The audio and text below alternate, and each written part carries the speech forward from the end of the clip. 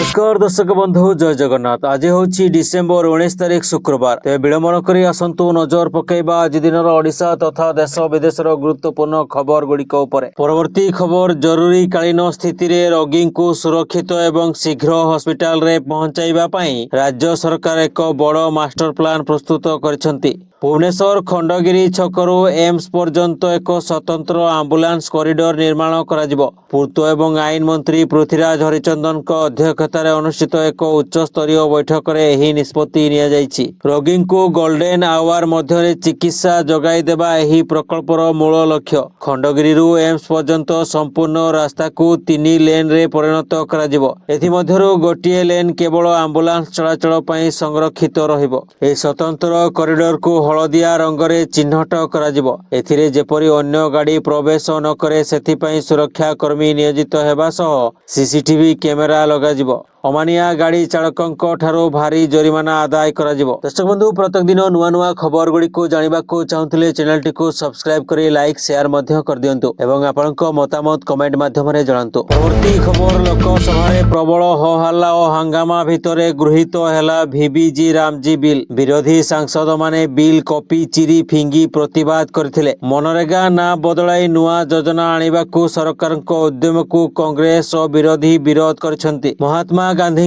ना हटाइबा पई एहा करा जाउथबा अभियोग होईछि। विरोधी प्रबल हो हल्ला भितरे लोकसभा रे गृहीत हेला VBG रामजी बिल। प्रबल हट्टगोल भितरे एही बिल पास होईछि। मनरेगा ना बदलाई नुआ योजना VBG रामजी आनिबाकू सरकारको उद्यम को कांग्रेस तीव्र विरोध करिछि। एनै सरकार एवं विरोधी मुहांमुही होइथिले। परवर्ती खबर ओडिशा रे विधायक मानक दरमा वृद्धि प्रसंग नै राजनीतिक महल रे चर्चार विषय पाल्टिछि। एही निष्पत्ति को नै जनसाधारण मध्य असंतोष देखा देबा परे एबे एहा उपरे पुनर्विचार करबाकू दाबी जोर धरिछि। गत गुरुवार दिन बीजेपी विधायक दलर एक गुरुत्वपूर्ण बैठक परे शासक दलर विधायक माने मुख्यमंत्री को भेटी दरमा वृद्धि निष्पत्तिर पुनर्विचार पई दाबी करिसेंती। संसदीय व्यापार मंत्री मुकेश महालिंग एनै सूचना देई कहिसेंती जे लोकमत को सम्मान जणाई दरमा वृद्धि निष्पत्ति उपरे पुनर्विचार करबाकू सेमाने मुख्यमंत्री को अवगत कराइछंती। परवर्ती खबर राज्यर गरीब आर्थिक अनग्रसर परिवार झियो मानक विवाह पई ओडिशा सरकार एक बड़ घोषणा करिसेंती। नूतन भावे आरंभ होइथिबा मुख्यमंत्री कन्या विवाह योजना MKBY माध्यम रे योग्य हिताधिकारी को 51,000 टंकार आर्थिक सहायता प्रदान कराजिबो। बाल्य विवाह रोकिबा एवं कन्या संतानर शिक्षा को प्रोत्साहित करबा एही योजनार मुख्य लक्ष्य। एही योजना अंतर्गत मोट 51,000 टंकारु कन्यार बैंक अकाउंट को सीधा सड़क 35,000 टंका ट्रांसफर कराजिबो। साड़ी अलंकार एवं बासन कुसन पई 10,000 टंका धार्य करा जायछि। विवाह आयोजन साजसज्जा एवं खाद्य पेय पई बाकी 6,000 टंका व्यय कराजिबो। मोट 51,000 टंका दियाजिबो। विवाह समय रे कन्यार बयस 18 रु 35 वर्ष एवं बरर बयस 21 रु 35 वर्ष मध्य होइथिबा आवश्यक। उभय बर एवं कन्या ओडिशार स्थायी बासिंदा होइथिबा जरूरी। ए योजना मुख्यतः BPL एवं आर्थिक अनग्रसर वर्गर परिवार पई उद्दिष्ट। विधवा एवं असहाय श्रेणीर महिला को एथिरे प्राथमिकता दियाजिबो। 2025-26 रु 2029-30 आर्थिक वर्ष पर्यंत एही योजना पई सरकार 59.30 कोटी टंकार बजेट व्यवस्था करछंती। ए योजना रे समूह विवाह को मध्य प्रोत्साहन दियाजिबो। राज्य महिला और शिशु विकास विभाग पक्षरु एही योजना कार्यकारी हेबो।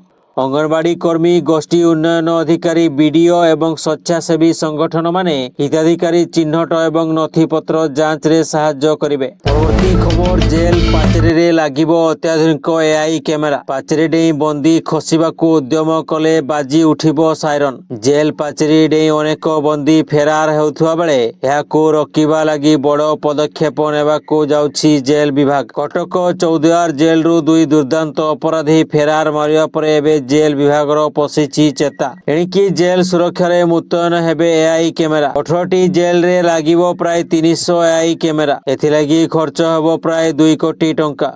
পরবর্তী খবর ধৌଳି গণদুষ্কর্ম মামলার মুখ্য অভিযুক্ত সত্যপ্রকাশ হাতী ওরফ জকর গিরফ। জকরକୁ ଗଞ୍ଜାମରୁ ଗିରଫ କଲା କମିଶନରେଟ ପୁଲିସର ସ୍ପେଶାଲ ସ୍କ୍ୱାଡ। ଦୁଷ୍କର୍ମ ଘଟଣା ପରେ ଜକର ପ୍ରଥମେ ଖୋର୍ଦ୍ଧାରେ ଆତ୍ମଗୋପନ କରିଥିଲା, ପରେ ଗଞ୍ଜାମ ଚାଲି ଯାଇଥିଲା। ଜକରକୁ ଖୋଜି ଖୋଜି ନାକରେ ପାଣି ପିଇଥିଲେ ପୁଲିସ। ଶେଷରେ ଗଞ୍ଜାମରେ ଲୁଚି ଥିବାବେଳେ ତାକୁ କାବୁ କରିଛନ୍ତି। ତେବେ ଜକର ଜଣେ ପେଶାଦାର ଅପରାଧୀ। ତା ନାଁରେ ପୂର୍ବରୁ 15ଟି ମାମଲା ରହିଛି। ପୂର୍ବରୁ ପୋଲିସକୁ ହାଣି ଜେଲ ଯାଇ ଫେରିଥିଲା। ଆଉ ଏହି ଜେଲ ଫେରନ୍ତା ନାବାଳିକା ଗଣଦୁଷ୍କର୍ମର ମାଷ୍ଟର ମାଇଣ୍ଡ। ଏହା ପୂର୍ବରୁ ଘଟଣାରେ ଅନ୍ୟ 2 ଅଭିଯୁକ୍ତଙ୍କୁ ଗିରଫ କରିଛି ପୁଲିସ।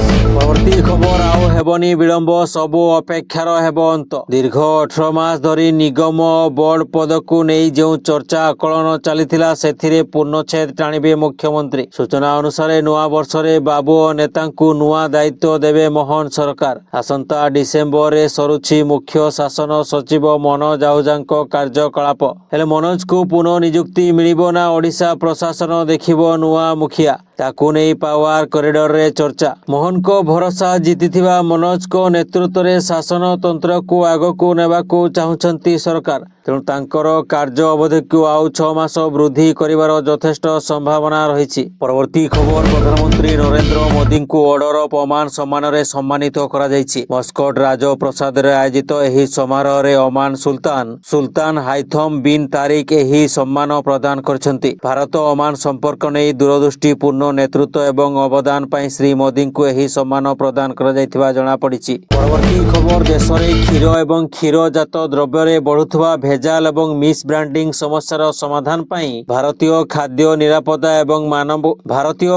ନିରାପତ୍ତା ଏବଂ ମାନକ ପ୍ରାଧିକରଣ FSSAI ପକ୍ଷରୁ ସାରା ଦେଶରେ ଏକ ସ୍ୱତନ୍ତ୍ର ଏନଫୋର୍ସମେଣ୍ଟ ଡ୍ରାଇଭ୍ ଆରମ୍ଭ କରାଯାଇଛି। ଏହି ନିର୍ଦ୍ଦେଶାନାମା ଫେକ୍ ପନିର ସଂକଟକୁ ସିଧାସଳଖ ଲକ୍ଷ୍ୟ କରି ଜାରି କରାଯାଇଛି, ଯେଉଁଠି ପରୀକ୍ଷା କରାଯାଇଥିବା ନମୁନା ଗୁଡ଼ିକରୁ ପାଖାପାଖି ଅଧା ନିରାପତ୍ତା ମାନଦଣ୍ଡରେ ଫେଲ୍ ହୋଇଛନ୍ତି। FSSAIର ସଦସ୍ୟ ତଥ୍ୟ ଅନୁଯାୟୀ ଦେଶବ୍ୟାପୀ ପରୀକ୍ଷା କରାଯାଇଥିବା 83% ପନିର ନମୁନା ଗୁଣବତ୍ତା ମାନଦଣ୍ଡ ପୂରଣ କରିବାରେ ବିଫଳ ହୋଇଛି। ଏହା ମଧ୍ୟରୁ ପ୍ରାୟ 40% ନମୁନା ମଣିଷ ଖାଇବା ପାଇଁ ବିପଜ୍ଜନକ ବୋଲି ଘୋଷଣା କରାଯାଇଛି। ତଦନ୍ତରୁ ଜଣାପଡ଼ିଛି ଯେ ନକଲି ପନିର ପ୍ରାୟତଃ ରିଫାଇଣ୍ଡ ପାମ୍ ଅଏଲ, ଶ୍ୱେତସାର କିମ୍ବା ମଇଦା ଏବଂ ତତ୍କ୍ଷଣାତ ଛେନା ତିଆରି ପାଇଁ ଗ୍ଲାସିଆଲ ଏସିଡିକ୍ ଏସିଡର ମିଶ୍ରଣରେ ପ୍ରସ୍ତୁତ ହେଉଛି। କିଛି କ୍ଷେତ୍ରରେ ଡିଟରଜେଣ୍ଟ, ୟୁରିଆ ଏବଂ ଶିଳ୍ପରେ ବ୍ୟବହୃତ ଧଳା କରିବା ଏଜେଣ୍ଟ ମଧ୍ୟ ମିଳିଛି। ପରବର୍ତ୍ତୀ ଖବର ଛତିଶଗଡ଼ ସୁକମାରେ ସୁରକ୍ଷା କର୍ମୀଙ୍କ ଗୁଳିରେ 3 ମାଓବାଦୀ ସଫା। ସୁକମା ଗୋଲାପଲ୍ଲୀ ଥାନା ଅନ୍ତର୍ଗତ ଜଙ୍ଗଲରେ ମାଓବାଦୀଙ୍କ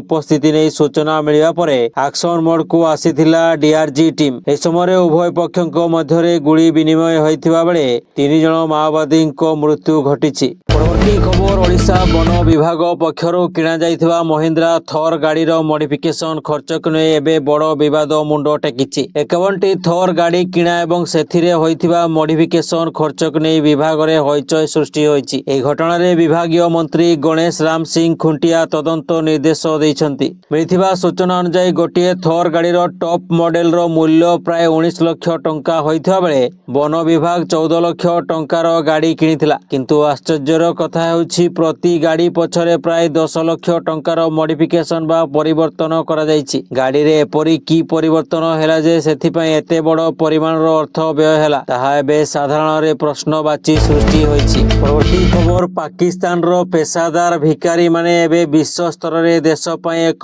ବଡ଼ ଅପମାନର କାରଣ ସାଜିଛନ୍ତି। ନିକଟରେ ସାଉଦି ଆରବ ପ୍ରାୟ 56,000 ପାକିସ୍ତାନୀ ଭିକାରୀଙ୍କୁ ନିଜ ଦେଶରୁ ବାହାର କରିଦେଇଛି। ଏହି ଭିକାରୀମାନେ ଧାର୍ମିକ ପର୍ଯ୍ୟଟନ ବା ଉମ୍ରା ଭିସା ଅପବ୍ୟବହାର କରି ମକ୍କା ଓ ମଦିନା ପରି ପବିତ୍ର ସ୍ଥାନରେ ଭିକ ମାଗୁଥିବା ଅଭିଯୋଗ ହୋଇଛି। ପରବର୍ତ୍ତୀ ଖବର ବର୍ଦ୍ଧିତ ଭତ୍ତା ନେବେ ନାହିଁ ପୂର୍ବତନ ମନ୍ତ୍ରୀ ତଥା ବରିଷ୍ଠ କଂଗ୍ରେସ ନେତା ପ୍ରସାଦ ହରିଚନ୍ଦନ। ନିକଟରେ ବିଧାୟକ ଏବଂ ପୂର୍ବତନ ବିଧାୟକଙ୍କ ଦରମା ଓ ଭତ୍ତା ବୃଦ୍ଧି ନେଇ ବିଧାନସଭାରେ ବିଲ୍ ପାରିତ ହୋଇଛି। ହେଲେ ପୂର୍ବତନ ବିଧାୟକଙ୍କ ଭତ୍ତା ବାବଦକୁ ବଢ଼ିଥିବା ରାଶି ଗ୍ରହଣ କରିବେ ନାହିଁ ବୋଲି ପ୍ରସାଦ ହରିଚନ୍ଦନ ସାମ୍ବାଦିକ ସମ୍ମିଳନୀରେ ଘୋଷଣା କରିଛନ୍ତି। ପରବର୍ତ୍ତୀ ପରବର୍ତ୍ତୀ ଖବର ନିଜ ଉପରୁ ଦୋଷ ଛଡାଇଲା Tata power. Additional security deposit କିଛି ନୂଆ କଥା ନୁହେଁ, ଏହା ପୂର୍ବରୁ ମଧ୍ୟ ଥିଲା। ଇଲେକ୍ଟ୍ରିସିଟି ଆକ୍ଟ 2003 ନିୟମ ଅନୁସାରେ ସବୁ କାମ କରାଯାଉଥିବା କହିଛି ଟାଟା ପାୱାର। ଏହା ସହ ରେଗୁଲେଟେଡ ବିଜନେସ, ବିଦ୍ୟୁତ ବିଲ୍, ଇଞ୍ଜେକ୍ସନ ଚାର୍ଜେସ୍ ସବୁ ରେଗୁଲେଟେଡ। ଯେଉଁ ସିକ୍ୟୁରିଟି ଡିପୋଜିଟ୍ ନିଆଯାଉଛି ତାହା ଉପରେ କ୍ରେଡିଟ୍ ଇଣ୍ଟରେଷ୍ଟ ମଧ୍ୟ ଦିଆଯାଉଛି। ଆଡିସନାଲ ସିକ୍ୟୁରିଟି ଡିପୋଜିଟ୍ ବାବଦରେ ଗଣମାଧ୍ୟମରେ ବିଜ୍ଞାପନ ଦିଆଯାଉଛି। ସ୍ମାର୍ଟ ମିଟର ସମ୍ପୂର୍ଣ୍ଣ ସଠିକ ରିଡିଂ ନେଉଛି। ଯାହା ପୁରୁଣା ମିଟର ରିଡିଂ ନେଉଥିଲା, ସ୍ମାର୍ଟ ମିଟର ସମାନ ଢଙ୍ଗରେ କାମ କରୁଥିବା କହିଛି ଟାଟା ପାୱାର। ଅଧିକ ଟଙ୍କା ଆସିବା ଏକ ଭ୍ରମ, ସେମିତି କୌଣସି ସ୍ଥାନରେ ହେଉନାହିଁ ବୋଲି ସଫେଇ ରଖିଛି ଟାଟା ପାୱାର। ପୁରୁଣା ମିଟର ଓ ସ୍ମାର୍ଟ ମିଟର ଉଭୟକୁ ବ୍ୟବହାର କରାଯାଉଥିବା କହିଛି ଟାଟା ପାୱାର।